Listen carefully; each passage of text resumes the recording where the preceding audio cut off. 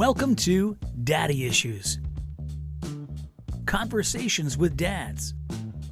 A podcast from Fathers and Families Center of Indianapolis, Indiana. Hey, welcome in everyone.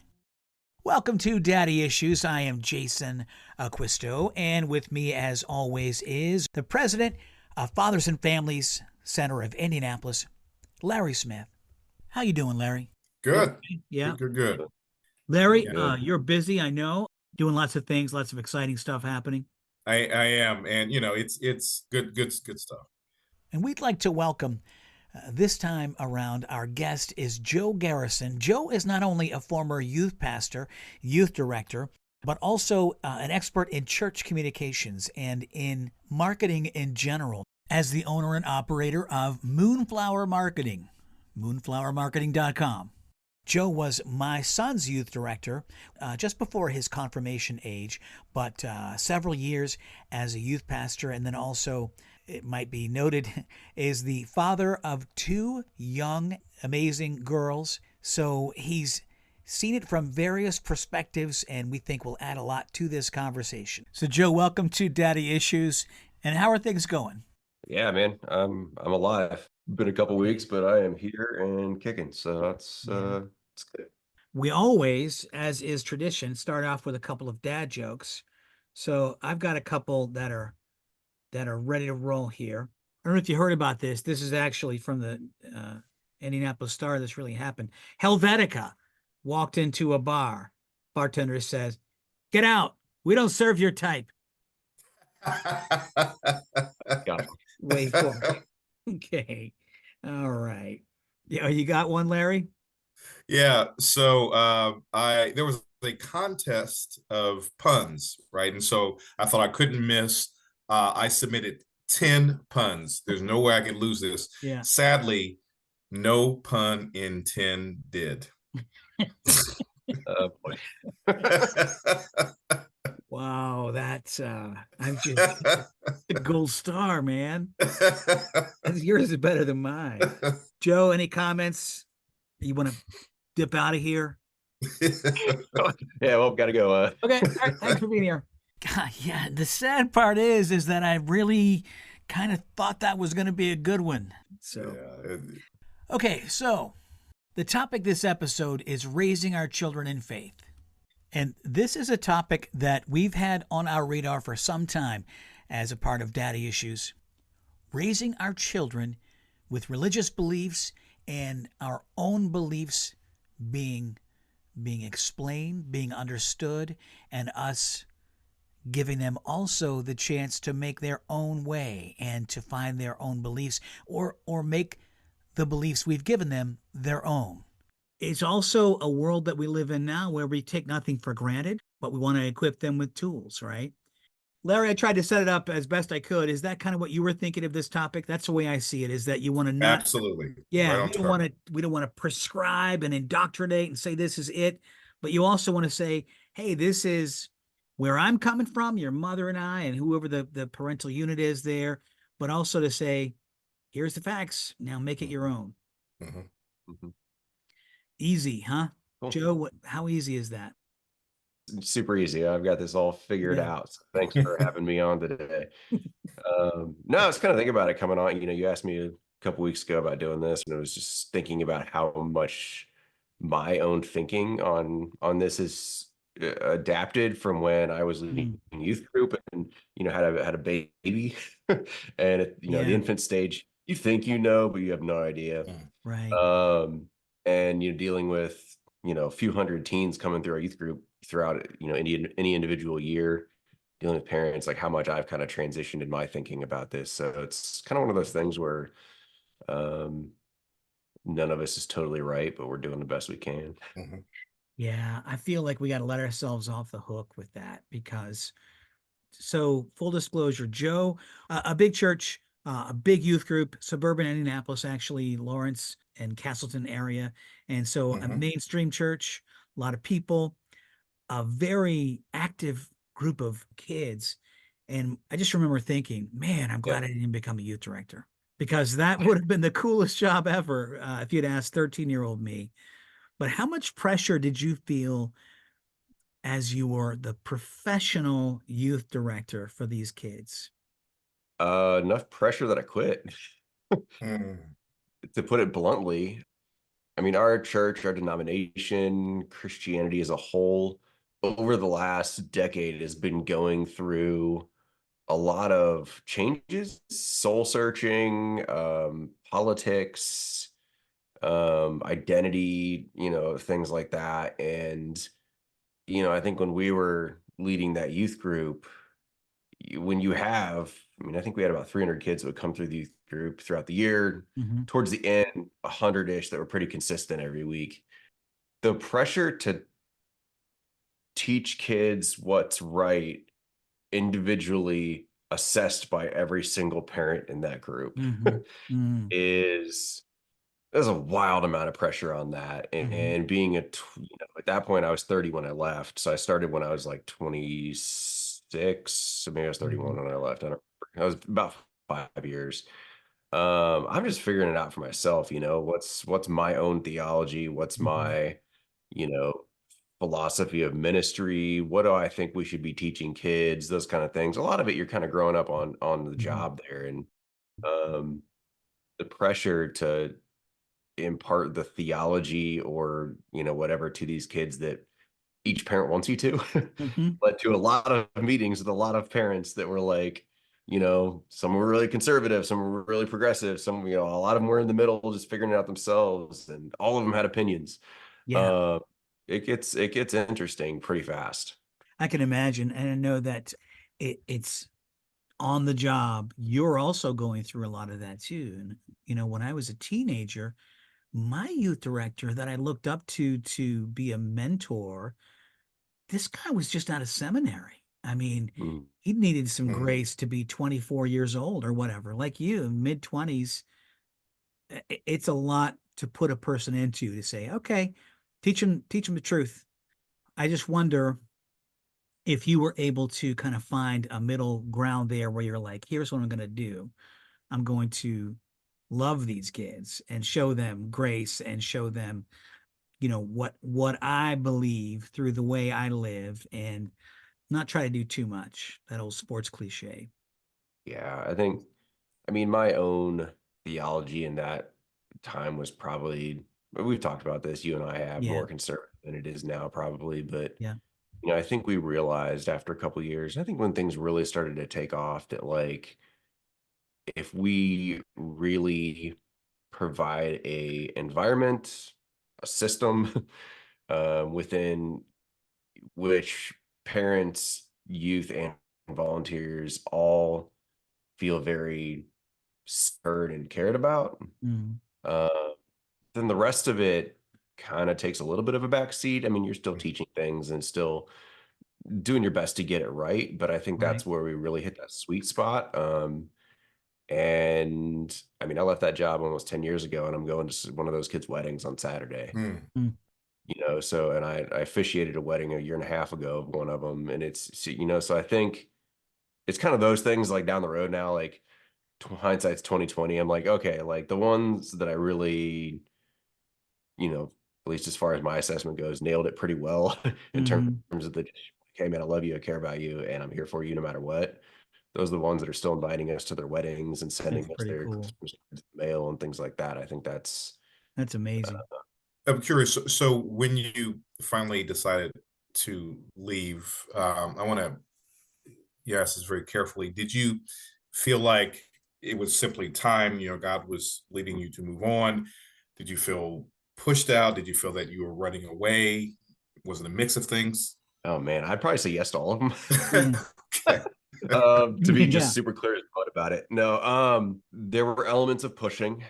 There were elements of it feels time. I'll tell you this. When I went into that job, I told my wife, because I experienced this before growing up in church, that the point where I realized that I'm not doing it for the right reasons is the point where I have to quit. Mm, Mm. And I did. I quit with no job prospects at all, but unemployed for a while after that, um, because I'd realized for a lot of reasons, I was doing it for the wrong reason. And I didn't want to hurt kids in the way that I think I'd seen other people hurt kids by just continuing to do ministry because it's their job. So some of it was that.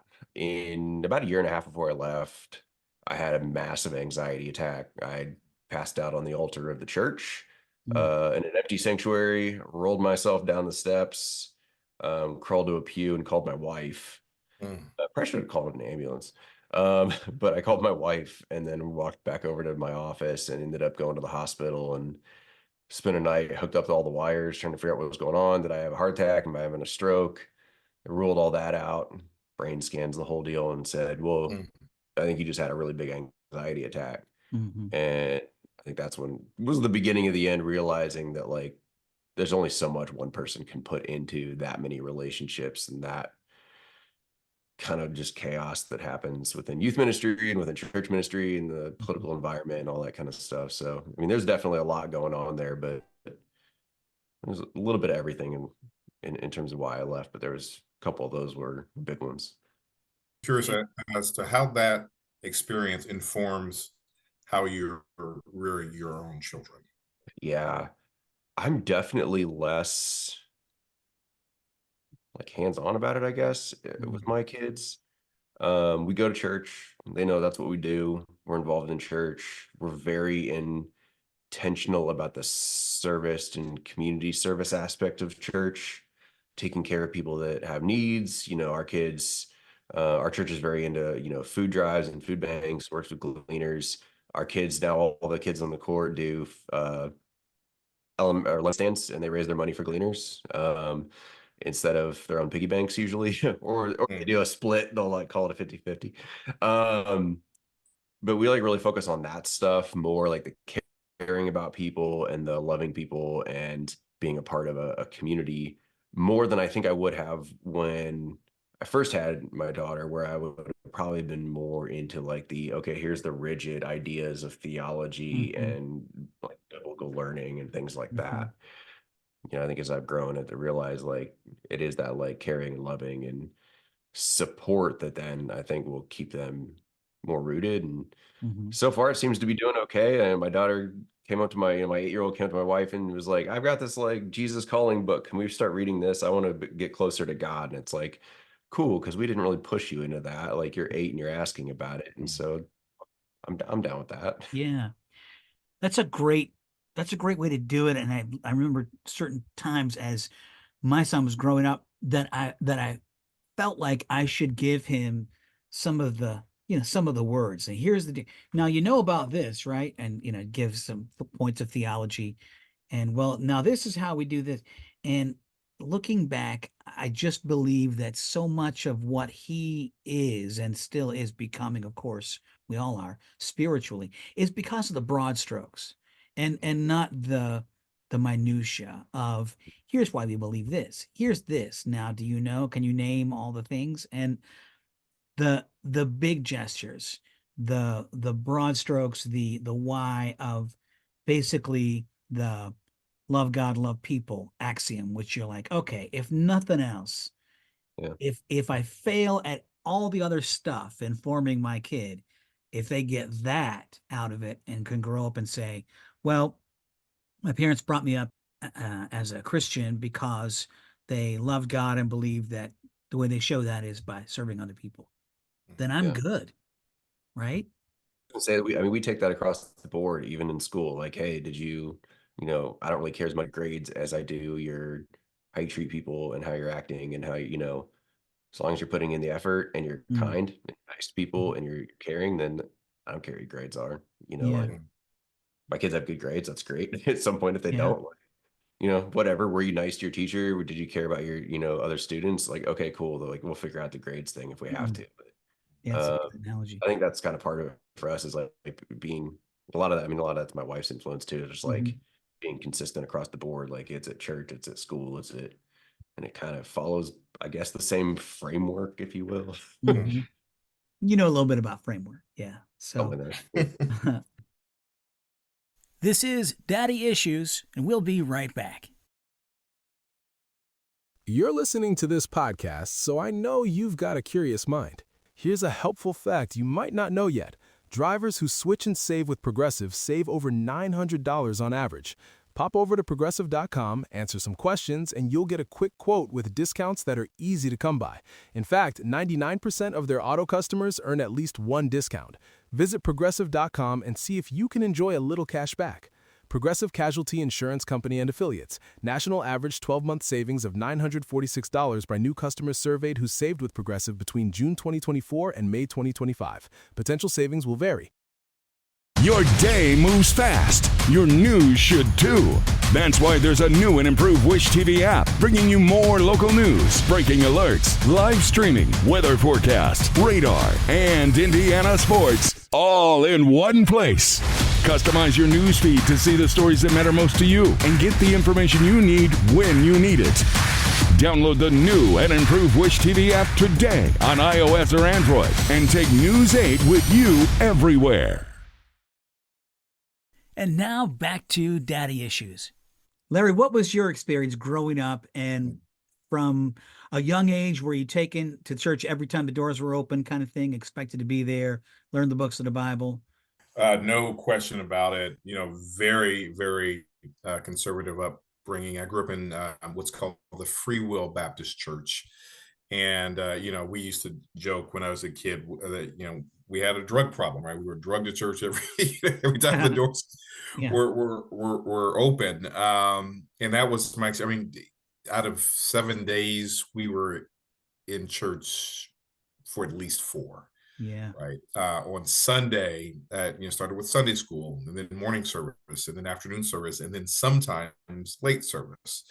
There was youth choir rehearsal, Wednesday night Bible study, and so on. And then, this program, that program. So absolutely, very, very much.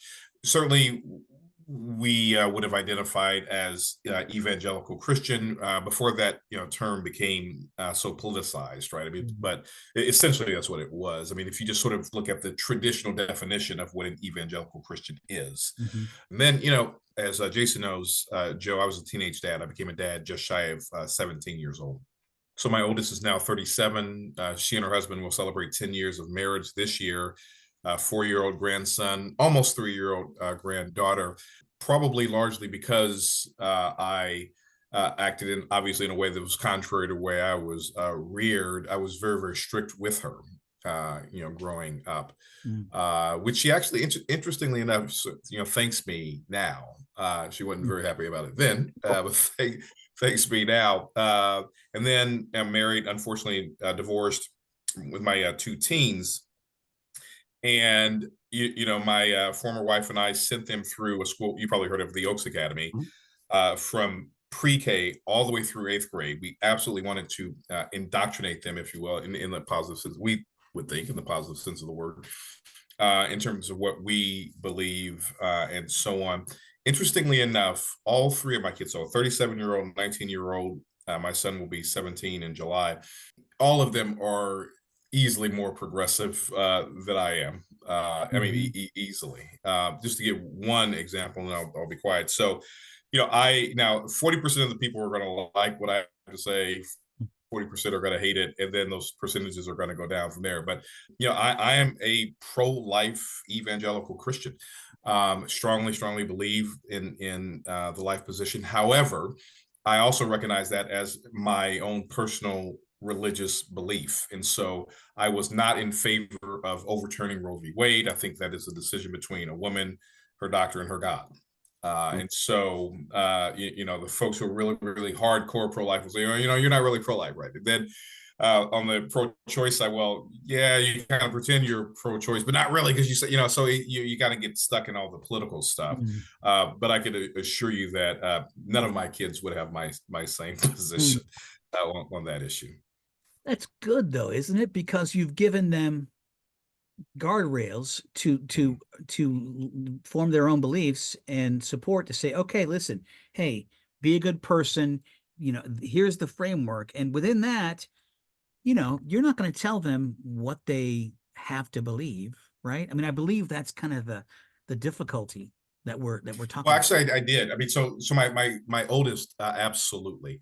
The 2 younger ones, it's funny. I never it's not something that I think I was even really conscious of, but if I look back in retrospect, I did. However, that's also a learning point for me, because having gone through that experience now with 3, I now recognize that they will end up believing what they believe. You cannot, Sure. just sort of cut a hole in their head and pour it in, right? They are going to believe whatever But they're going you to thought believe. when you were a teenage dad, you thought maybe that you could. Oh, absolutely. Right? There's no Yeah. question. Or even when I was an older dad, but it just doesn't work that way.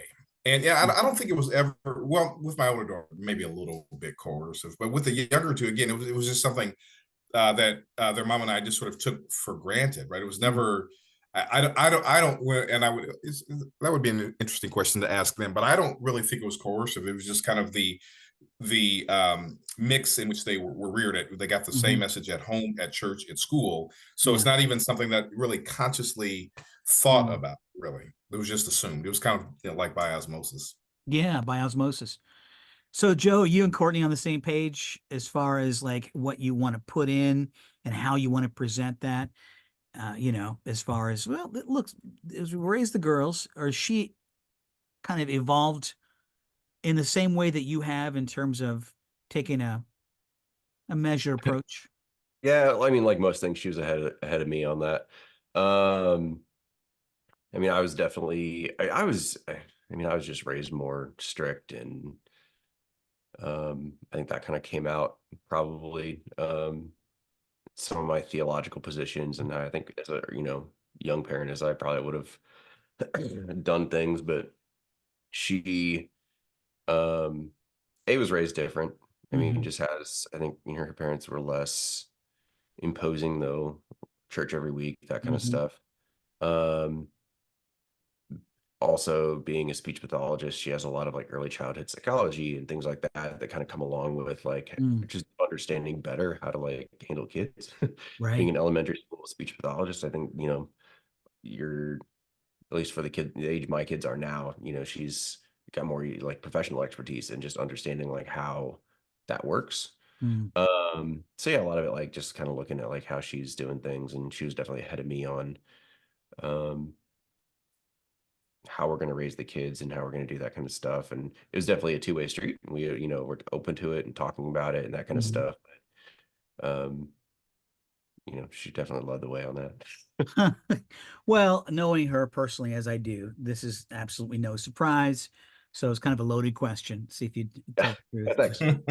Appreciate that. I mean, what's crazy is the way our kids' minds develop, and when they start to absorb, and when they start to bounce out questions, to be like, so, what's crazy is how multicultural, and there are so many religious beliefs represented even on my own cul-de-sac, much less in my kids' high school, right? Yeah. So I think that's extremely healthy, and I'm grateful for that. And I think that I've given the right message to be like, you respect everyone's beliefs, and ours are not the necessarily, this is what I believe. This is the way I practice my belief, your mother and I and our family. But that doesn't mean that that's better.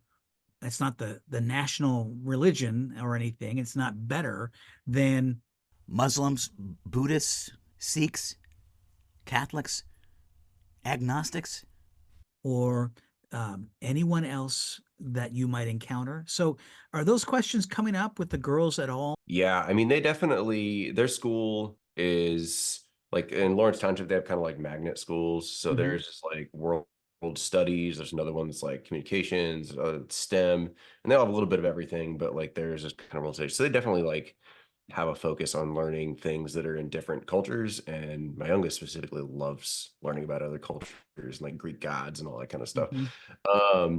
But that's kind of always been our thing, is like, I mean, kind of like Larry said, the pro-life thing, like we can believe what we believe, but it's not our job to force it on anybody else. Or so that kind of comes down to our kids as well. Like, even in our own family, parents, grandparents, uncles, stuff like that. There's different kind of like flavors of Christianity, and we go, okay, well, Mhm. that might be what they believe. That's not necessarily what we believe, Mhm. but kind of let them live in that tension of like, well, Yeah. grandma said this, and but my other grandma said that, and then but mom and dad, we keep talking about this, and it's like, well, let's just talk about that then. Like, Mhm. what do you think? Yeah. And giving them a little more like, autonomy, within some like boundaries, I suppose, but just kind of like wrestling with like even just what they see in our own family sometimes. Mhm. Mhm.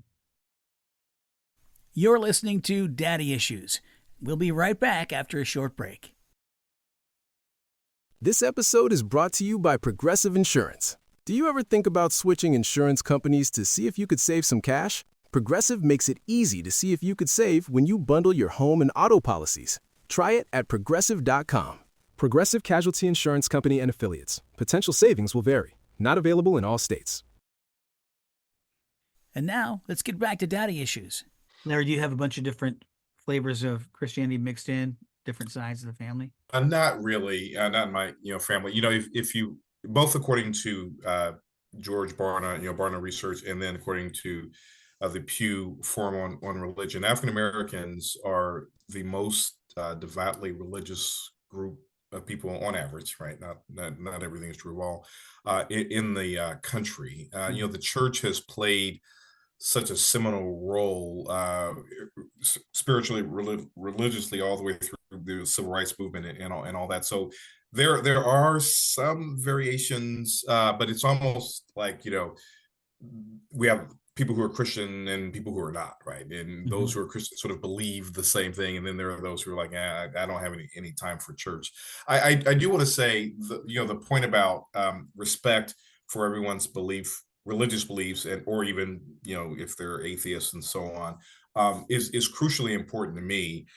But that is also one of my biggest sources of concern about my kids.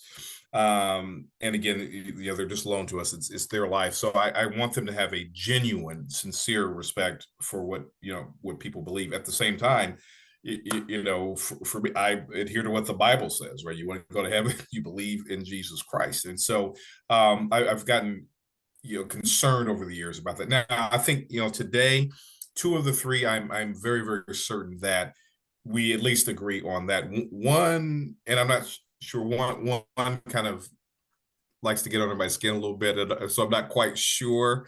I think this one has the same belief, but I can't. I'm not quite as sure. But for me, that's kind of the balance. I mean, respect everyone. Certainly, don't argue, fight about religion. We know what that leads to historically, not only in this country but in others. But at the same time, that core belief that Jesus is who he claimed to be and who the Bible claims he is, that continues to be extremely important to me.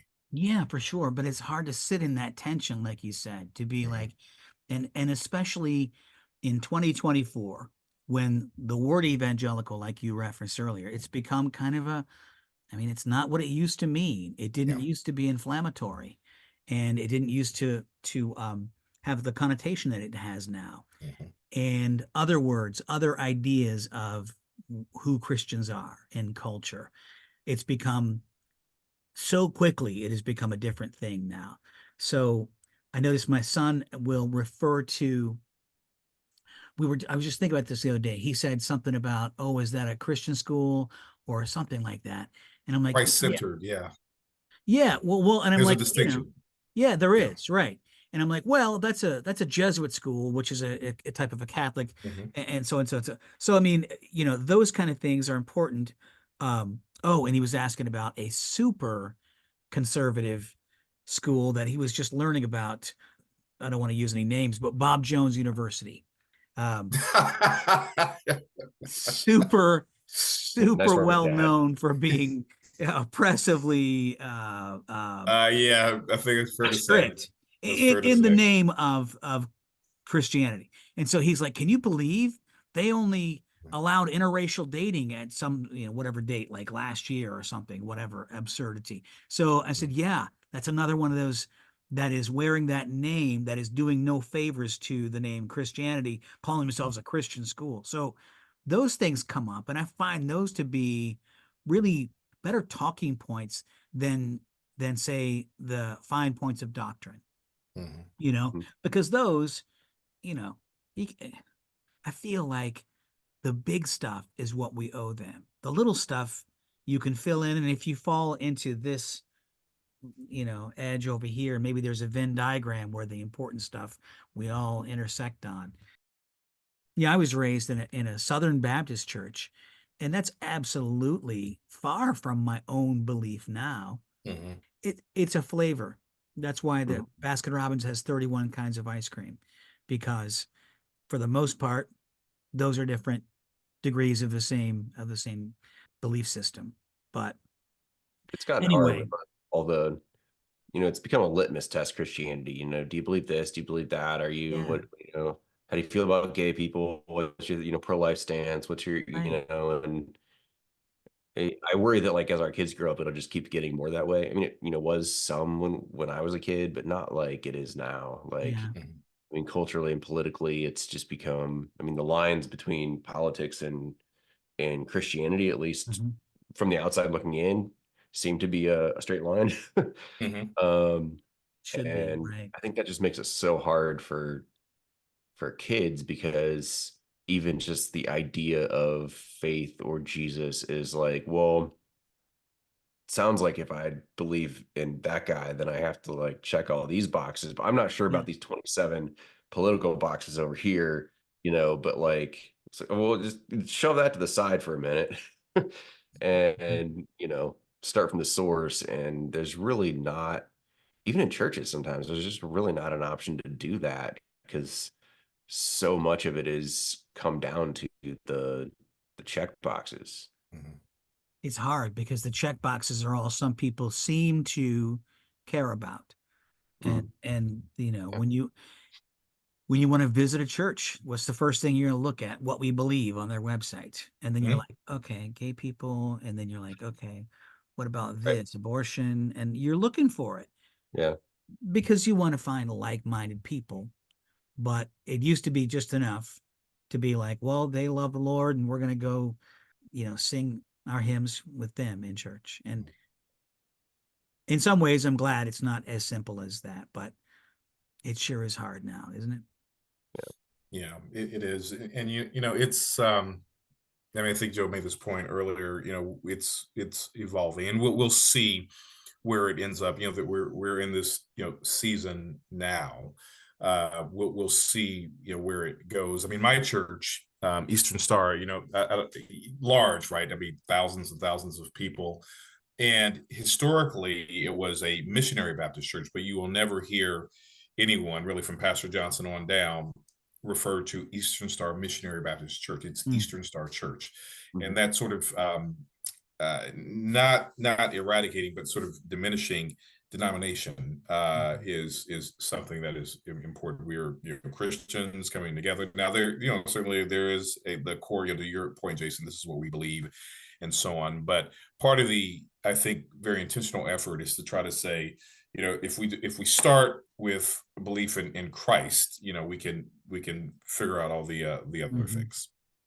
I think it should be that simple. I mean, that sounds very kumbaya, especially in the complicated world where everyone's trying to leverage their own version of Christianity and all of that. But it's hard because now maybe there are some things that are good, technology and availability of information, right?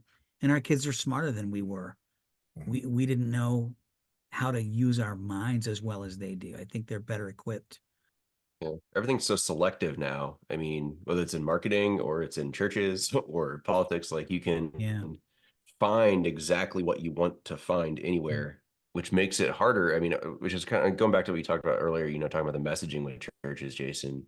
It's so much more focused on like, how do we help the people with their real life issues in our community, more so than what used to be is like, check out our big church or look at our light show, or we got a great band, or the choir is amazing, we've got a 9,000 pipe organ, or like whatever used to be like the thing that drew people in. None of that's working anymore, and now it seems to be the thing that works. And I think we're starting to see some of this as more our church gets into helping our community, is people going like, oh, they're the church that helps me when I have a problem. Yeah. And when when my life, hits the fan, they're the ones that I can probably call them. They might be able to help me. And, Yeah. I think somehow maybe even getting back to that messaging with our kids and with our, with everybody, like, hey, like God's here for you when it hits the fan, Right. I and mean, we can build on that from there and kind of figure out the rest of it. But nobody's interested in the rest of it yet anymore. They're just, there's that like selfishness, but I don't know if that's a bad thing right now. It's just like, if we can be real honest about like, hey, we can help you with these things and let our why just kind of do the talking there. I find that more effective. And I've got some pastor friends that are seeing some really good success just doing things like recovery churches and, food drives, things like that, where they're seeing people funnel into their church through those things. And, they're not like wealthy people that are going to come and like pay for the new organ, but they're people coming into church. And isn't that the point? Yeah, that's it. That's a very New Testament model for how the church started and grew.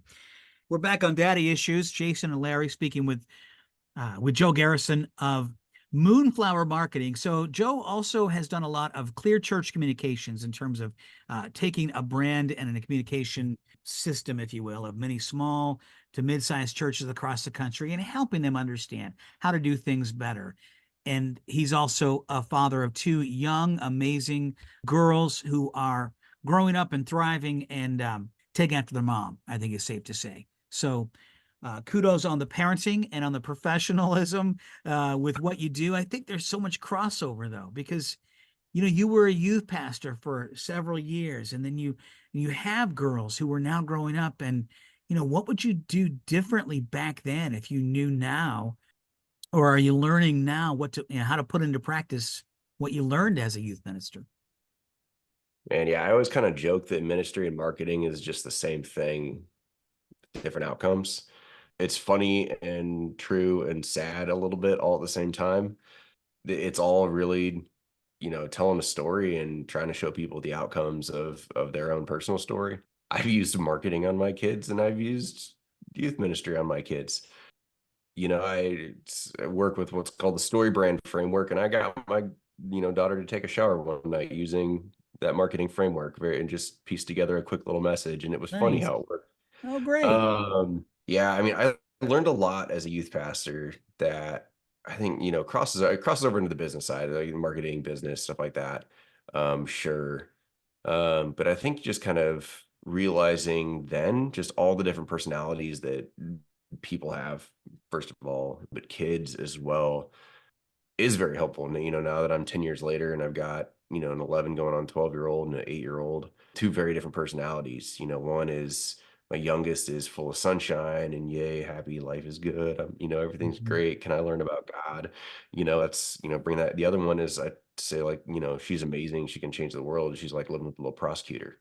She's going to argue down to the, down to the bone and just take every little word that you get wrong and use it against you in a court of her. So, but the cool thing is, like, doing youth ministry, I had kids like that. I had kids that were, the absolute most sunshine kids you've ever met. Had a wedding a couple, months ago for one of those kids where just like, I always say she's like Mary Tyler Moore, like, who could hold on with her smile. Like that kid could smile at you and you'd just be like, life's good. Then you have the other kids that are difficult, a little more personality and toughness, stubbornness. And, so that kind of definitely prepares you for what I've ended up with is I have a Mary Tyler Moore and someone who could be a detective on SVU or something. Yeah, I got that. That fits. So Larry, what are we trying to do with our kids that we can do better? I think that, to me, I always think back to that being like the unspoken kind of challenge that I internalize when we have these conversations about mental health and about education and about how we're doing as fathers. This is Daddy Issues, and we'll be right back. And now let's get back to Daddy Issues. How can we do better with this whole idea of raising kids to be spiritual and to embrace their own journey? But also, don't forget, here's the right way. So, here, take this. Yeah. Yeah. I think there are a few things, with me, I think that the most important thing is what they observe about us and how we live out the faith. We could go through all the doctrine and what the Bible says and all that, but if they don't see us living that out, how we treat people, what we say, they see us in our very good times or very low times. And so I think, one, that's crucial. Two, certainly begin with a solid foundation. This is the Bible, this is who God is, this is who Jesus is, this is why we believe what we believe. But allow them to have their own journey. I think a mistake that I made was wanting them to be carbon copies of me, and that's just that. It clearly it hasn't worked out. And again, not that their beliefs are just so radically different from mine. In many cases, they're not, but they're definitely more progressive than I am. And if you had asked me, all those years ago with my eldest, or even 10, 15 years ago with my younger ones, I was one like, no, there's just no way, because we train up a child in a way that he should go. When he is old, he will not depart. And again, nothing radical. They haven't thrown up their hands at the church or anything like that. But it's definitely, and I think the third thing is they just have to know that we love them. No matter what, it is unconditional. I love you. We're not always going to agree about a whole variety of things. Not even things that are faith related, just a whole variety of things. But I love you, and I think that is crucial to impart to them. So, I think that's the key right there. If they see home and their parents is a safe place to question things and disagree with things and know that there's no consequences for doing that, I think that's huge. Not every kid has that. I think that's probably the biggest aha moment you hit there, Larry. That's a good one. Yeah, there are degrees of conservatism where it is okay to question and some where it's not. So I was raised in a conservative denomination, very much so.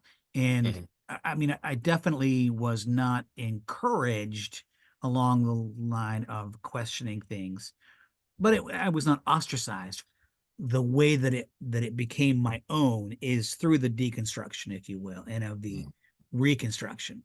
Okay, now I know what this is that was presented to me and was prescribed to me. But now I took the time, because I was modeled with the value that it should have. Okay, so this is not my parents, not my parents or grandparents' version of it. It's mine, and I call it mine. And that's what we want it to be with them, because if it's something whimsical, like, what sports team do you like? Well, I like this team. Is it just because that's what your dad liked? Or do you like it because of it becomes such an important thing to really make your own. I think we've hit on it, though, because that's given the freedom. Give the freedom to question, and then always be there and always be modeling what you say you believe and what you stand for. That will speak volumes. I think we're doing okay. What do you guys think? Yeah, I'd like to think so. I'd like to think so. Most days. Yeah. So always be, modeling is like, in business, it's always be selling, but I feel like in life, it's always be modeling, ABM. ABM.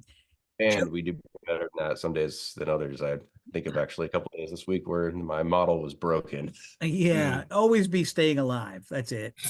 Joe, you remember Chris Landon? Do you know who she is? Oh, yeah. So Chris Landon, Larry, was the founder and original head of the nursery school that's affiliated with our church. Oh, wow. And, okay. All right. She is now retired, but she espoused conscious discipline model of how to always be positive in your raising your children. And so we went through that, Joe, when Anthony was little. And did your girls go to Cummins too, or no? Yeah, I figured they did. So one thing I'll always remember that Chris Landon said, she had these optional classes for parents to come to. And at that point, you're like, yeah, I'll take anything I can get, any wisdom you can drop. And she's like, give yourself credit. If you do the right thing half of the time plus one, okay, you're doing okay. So it was an encouragement thought. But for her to say, I know you think that you are not doing it right because you remember the things that are not perfect, that, oh no, it was messy. This thing happened. Could have done this better. She's like, half the time plus one. If that's what you feel like you're doing okay. Yeah. Because the intent is always there. So that's a pearl of wisdom from Chris Landon. So, well, gentlemen, I think we've done a pretty good job of chasing out cobwebs, and we made a little sense. I hope it's been encouraging. Indeed. Yeah, thanks, man. Appreciate you having me on. It's a good conversation. Yeah. Definitely. And great meeting you, Joe. Really appreciate it. Yeah, Larry. Joe, how can people get in touch with you and utilize your services? I'll let you get a free plug here. Yeah, moonflowermarketing.com. Branding, messaging, get your clarity out. Get your clarity out. So, Larry, how are things going at Fathers and Families? It's going well. We just keep expanding, serving more and more men. It's a place. It's a little problematic. We've outgrown our building, literally and figuratively, because it's not a family-friendly building. But yeah, it's going very, very well. Just the word is getting out more, increasing the number of men we're serving. Some challenges, obviously, with our clientele around homelessness, hunger, those kinds of things. But once they go through the one of the programs, they're on their path to, most importantly, a better relationship with their children, their children's mother, and then certainly to a job or career with a what I call a family sustaining wage. And so we're excited about all that. Yeah, a family sustaining wage. Great. Well, I'm so glad we got to connect. Two good friends. I'm glad I know you. Larry, any closing thoughts? Just, love your kids, give them, the basic tools and, beliefs, but, let them be who God created them to be. Demonstrate what you want them to be. All right. Thanks so much. Thanks for listening to Daddy Issues. Be sure to connect with us on social media. Feel free to email us, dads@thedaddyissuespodcast.com. Daddy Issues is a podcast from the Fathers and Family Center of Indianapolis, Indiana. To learn more about the programs of Fathers and Family Center, visit fathersandfamilycenter.org.